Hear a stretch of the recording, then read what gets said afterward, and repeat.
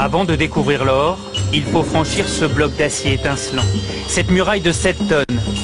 Passer cette porte blindée, on pense déjà toucher le métal précieux. Non, c'est simplement l'antichambre. Il faut être patient et descendre encore à 26 mètres sous terre. Et devant nous, une seconde porte colossale. Seuls 5 agents de la Banque de France ont un accès permanent au coffre et donc les clés pour nous y emmener. Pour des raisons de sécurité, les gardiens du trésor ne doivent pas être reconnus. Ils travaillent à la souterraine. C'est cette chambre inaccessible où dort l'or de la France depuis 1920. Pendant 4 ans, 1000 ouvriers ont construit cette forteresse souterraine. Dans la souterraine de la Banque de France, l'or se présente sous 2 aspects. Vous avez la barre, elle pèse 12,5 kg.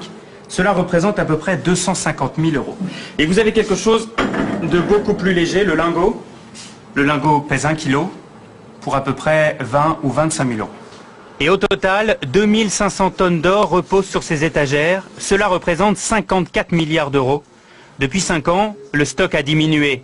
La France a vendu 500 tonnes d'or pour acheter des devises en dollars et en yens. Et alors, c'est quoi votre travail ici? On y manipule énormément. Nous ne sommes que 3 en France à le faire. Et ça vous fait quoi de manipuler de l'or? D'abord c'est beau, et puis c'est mythique. Il faut le voir, il faut l'entendre aussi, parce que on dirait du cristal.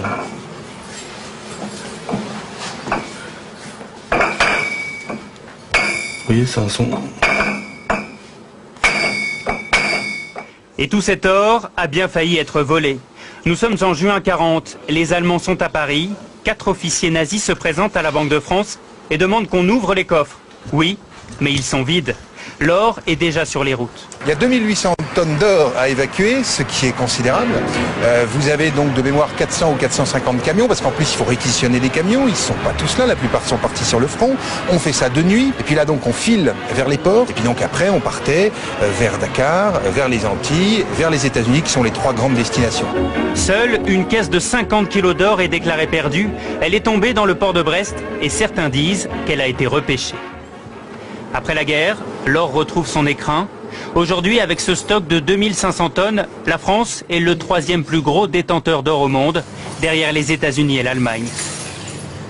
Cet or, c'est la forme ultime de paiement dans le monde. Donc, ça fait partie de ce qui donne le crédit à la France, à l'économie française. C'est de la monnaie sous une autre forme que nous gardons précieusement contre tous les vols, toutes les tentations qui pourraient exister. Et comme vous l'avez vu, je peux vous garantir que c'est très très bien gardé. Jamais des cambrioleurs n'ont essayé de rentrer. C'est de toutes les manières impossible. Avant de ressortir, nous longeons ces caisses en aluminium, encore de l'or. Et puis, au détour d'une salle, des sacs de pièces sonnantes et trébuchantes. Des dollars qui rappellent la ruée vers l'or. Notre voyage au royaume de l'or aura duré 2 heures, avant de remonter vers le monde extérieur.